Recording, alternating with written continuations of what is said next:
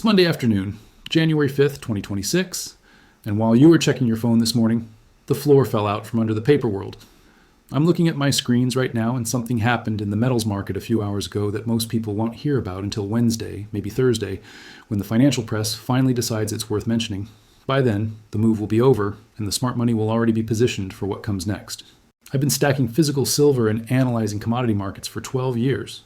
I built this channel because I was tired of waiting half a day for mainstream outlets to report what I could see happening in real time on the terminals. And lately, I've been even more tired of watching all these new AI avatar channels pump out fake hype and recycled garbage about precious metals. So I use this AI voice for one reason: speed. I can get real information to you fast, sourced from actual data feeds, not rumors or clickbait. What I saw this morning wasn't normal. It wasn't a New Year rebalancing. It wasn't industrial momentum for AI data centers. Those are the headlines they're feeding you right now to keep you calm. The real story is a mass liquidation event. The exit has begun, and it's happening in the dark pools where retail can't see it. The smart money isn't buying silver because they're optimistic about 2026. They're buying it because they're terrified of what happens in July. Let me show you what I mean. A few hours ago, around 10:30 Eastern, I pulled up the commodity screens. Gold was trading at $4,450.08. That's up 2.72%. We are deep into uncharted territory now, past every historical resistance level that mattered. Silver hit $76.84, up 5.51%. This isn't a gradual climb. This is a violent high beta dash for liquidity. Copper was probing $5.95, getting dangerously close to that $6 psychological kill zone that I've been warning about for weeks. Now, here's what most people miss when they look at these numbers. They see green candles and think bull market. But if you've been doing this as long as I have, you learn to read the spread. The bid-ask spread on copper this morning was 0.00272. That's razor thin. During a vertical move like this, that spread should be widening as market makers pull back and protect themselves from volatility.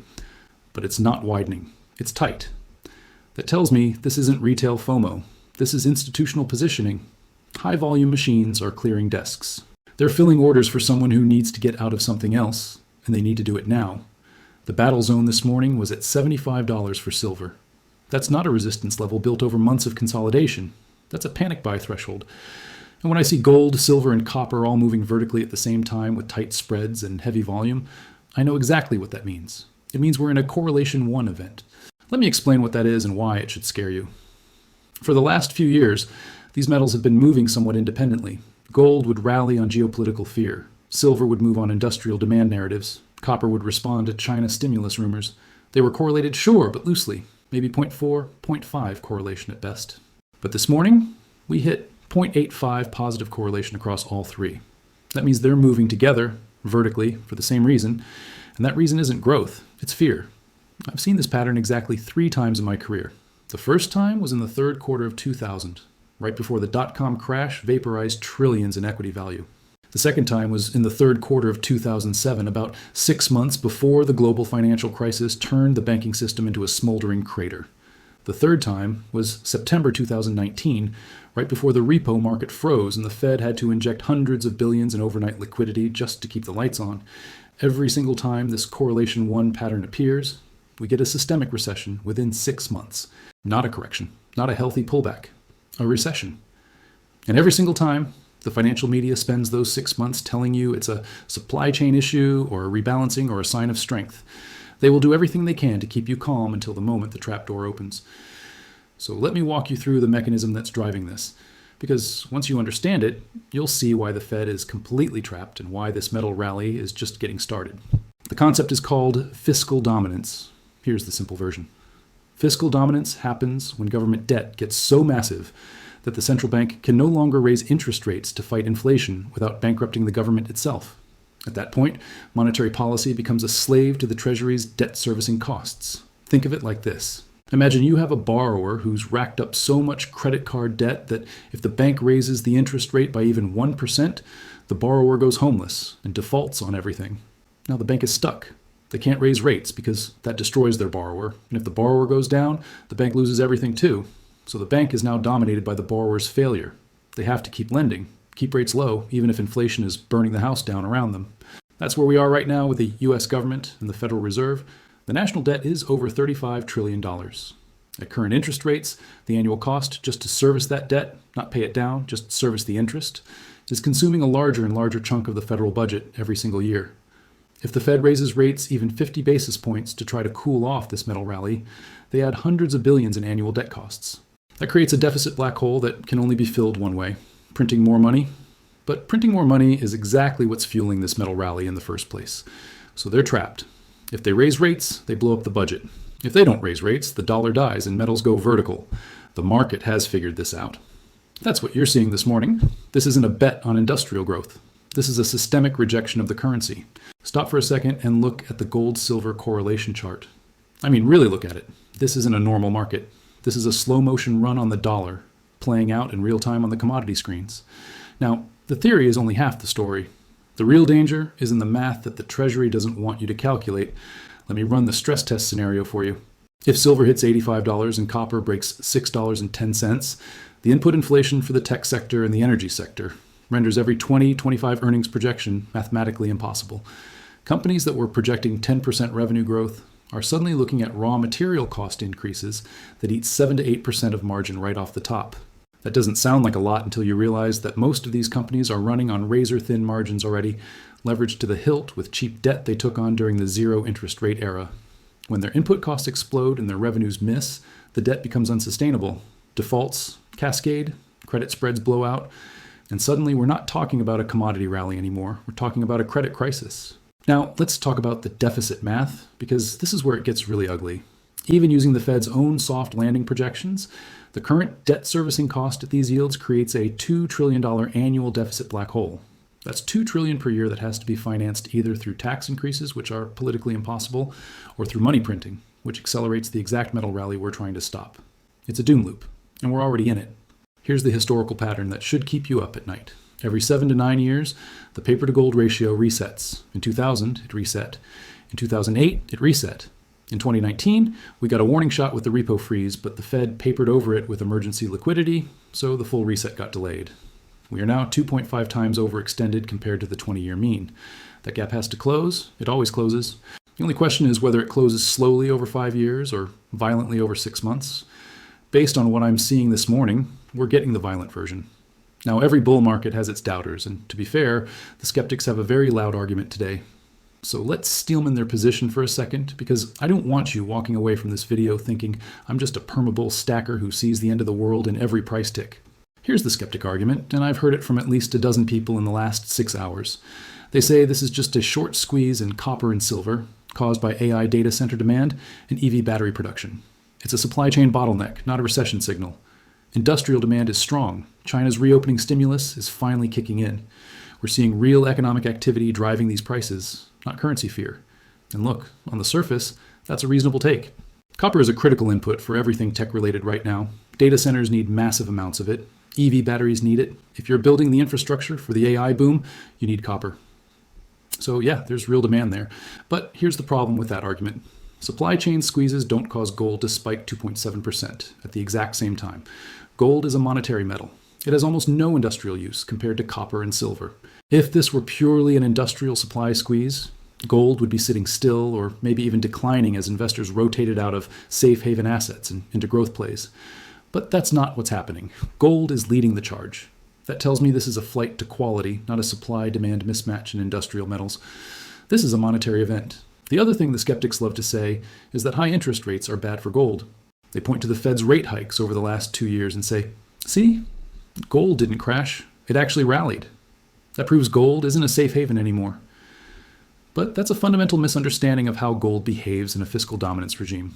Yes, historically, when the Fed raises rates in a healthy economy, gold struggles because the opportunity cost of holding a non-yielding asset goes up. But we're not in a healthy economy. We're in a regime where the Fed is raising rates as a desperate, failing last stand against inflation. And the market knows it. The market knows the Fed can't keep rates high without blowing up the government's balance sheet. So gold rallies with rates because traders are pricing in the eventual capitulation. It's not that high rates are good for gold. It's that high rates in a trapped system are a signal that the end game is near. Now here's the final nail in the skeptic coffin.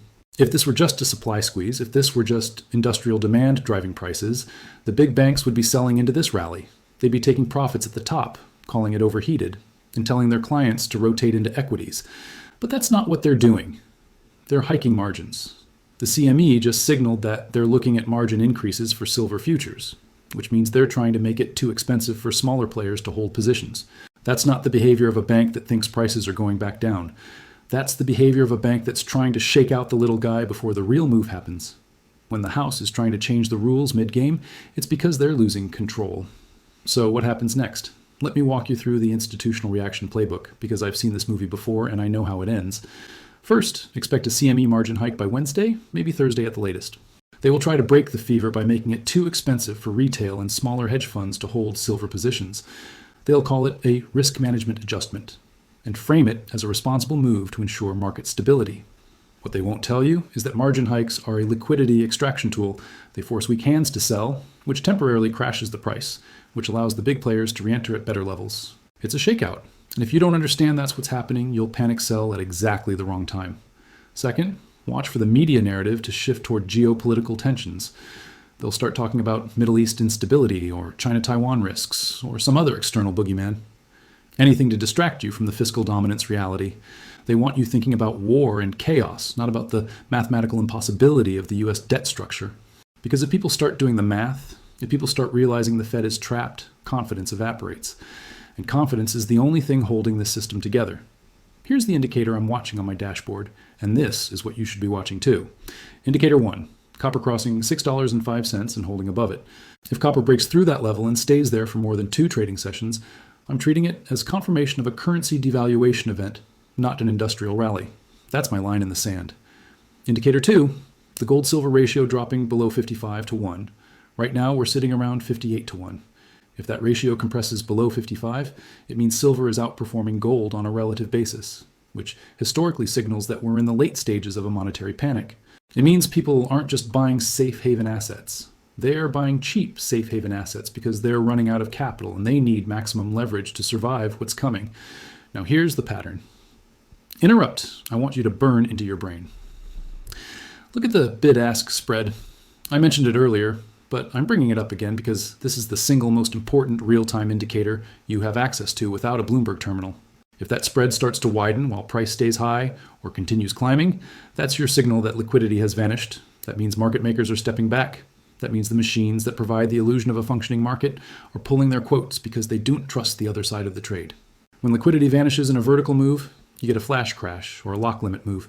Either way, it's violent. And if you're not positioned before that happens, you're toast. The system is preparing to change the rules of the game, which is exactly why my own plan is already locked in. So let me walk you through my personal battle plan, because this is where the rubber meets the road. I'm not going to tell you what to do with your money. I'm going to tell you what I'm doing with mine, and you can decide if it makes sense for your situation. First, I'm not chasing this vertical candle. I don't care how good it looks. I don't care how much FOMO I feel watching silver rip past 75, past 76, past 77. I've been in this game long enough to know that parabolic moves end in pain 95% of the time. What I'm looking for is structural confirmation. I need to see that this move has legs, that it's not just a 2-day squeeze that collapses by Friday. My first trigger is copper. If copper breaks and holds above $6.05, I'm treating that as confirmation that this is a currency event, not a supply chain event. At that point, I'm personally looking to move my remaining paper cash into short-term treasury bills or physical bullion. Not gold specifically, silver. Because if we're in the early innings of a currency devaluation, silver is going to outperform gold by a factor of 2 to 1, maybe 3 to 1, just like it did in 2011 and in 1979. My second trigger is silver closing the week above $80. If we get a weekly close above 80, that's a psychological and technical breakout that confirms we're in a new regime. At that point, I'm looking at the possibility of a COMEX liquidity event, which is a polite way of saying they might not be able to deliver physical metal to everyone who's holding a futures contract. I've heard rumors, unverified, from London Vault contacts about force majeure clauses being dusted off and reviewed by legal teams. I'm not saying it's happening. I'm saying people are talking about it. And when people start talking about it, it means the risk is real enough to plan for. Now here's the flip side.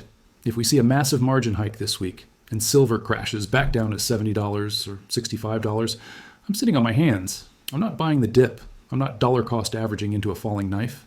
I'm waiting for the battle zone at 75 to be retested, and I'm watching to see if it holds as support.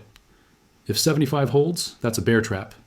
That's the market shaking out the weak hands before the real rally begins, And that's when I get aggressive. If 75 breaks and we start collapsing back toward 70, 65, 60, then I was wrong about the timing, and I go back to my accumulation strategy of buying small amounts every month and waiting for the next setup. That's the game. You have a plan, you have triggers, you execute when the triggers hit. You don't chase, you don't panic, you don't let the headlines tell you what to think. Because here's the truth that nobody wants to say out loud. The exit has already begun for the giants. The sovereign wealth funds, the family offices, the old money that's been playing this game for 3 generations, they started moving months ago. They're not waiting for confirmation. They're not waiting for the mainstream media to give them permission. They saw the fiscal dominance trap coming a year ago, and they've been quietly rotating out of long-duration bonds, out of overvalued equities, and into hard assets. Gold, silver, real estate in specific markets, commodities with inelastic demand. The vertical move you're seeing this morning isn't the smart money getting in. It's the mid-tier money realizing they're late and scrambling to catch up before the door closes. And the door is closing. The question you have to ask yourself is whether it is still going to be open when the retail crowd finally figures out what's happening. Because by the time this makes the front page of the Wall Street Journal, by the time your uncle is texting you asking if he should buy silver, the move will be over. That's not pessimism. That's just how markets work. The big money moves first, the smart money moves second, the retail money moves last and gets stuck holding the bag when the music stops. So where does that leave you? If you're watching this video right now, on Monday afternoon, January 5th, 2026, you're in the smart money window. You have time to build a plan. You have time to set your triggers. You have time to position yourself before this turns into a full-blown panic. But that window is closing fast. Let me recap what we've covered, because there's a lot here, and I want to make sure you walk away with the key points burned into your memory. Number 1, this morning's metals rally is not a growth signal. It's an exit signal. Gold, silver, and copper moving vertically together in a correlation 1 pattern is a 6-month warning bell for a systemic recession. We've seen this exact pattern 3 times in the last 25 years, and every single time it led to a financial crisis. Number 2, the driver is fiscal dominance. The Fed is trapped. They can't raise rates without bankrupting the government, and they can't lower rates without destroying the dollar. The market has figured this out, and that's why metals are going vertical. This is a rejection of the currency, not a bet on industrial demand. Number 3, the math doesn't work. At current debt levels and interest rates, we're looking at a $2 trillion annual deficit that can only be financed through money printing. That accelerates the metal rally, which forces more printing, which accelerates the rally even more. It's a doom loop, and we're already inside it. Number 4, the skeptics are wrong. This isn't a supply chain squeeze. If it were, gold wouldn't be rallying. This is a monetary event, and the big banks know it. That's why they're hiking margins and trying to shake out the retail crowd before the real move begins. Number 5, watch the indicators. Copper above 605. Gold-silver ratio below 55. Bid-ask spreads widening during a vertical move. These are your real-time signals that the system is breaking down. And number 6, have a plan. Don't chase. Don't panic. Set your triggers and execute when they hit. The smart money has already moved. The retail crowd is still asleep. You're in the middle, and that means you still have time. But not much. Things are moving faster now than they were even 6 months ago. The system is fragile. The debt is unsustainable. The Fed is trapped. And the metals market is screaming that the endgame has begun. So here's my challenge to you. Don't let the growth headlines distract you from the devaluation math. Don't let the talking heads on television tell you this is a sign of strength when the charts are screaming weakness. Protect your purchasing power while the paper casino is still paying out, because once the music stops, the exits are going to be jammed. If you want to understand the last time the repo market gave us this exact warning, if you want to see the playbook for what happens next, you need to watch my previous breakdown on the September 2019 freeze. I'll link it right here. That video will show you exactly how the Fed papered over the cracks last time, and why they won't be able to do it again. The clock is ticking, the exit has begun. The only question is whether you will be on the right side of the door when it slams shut. I'll see you in the next one.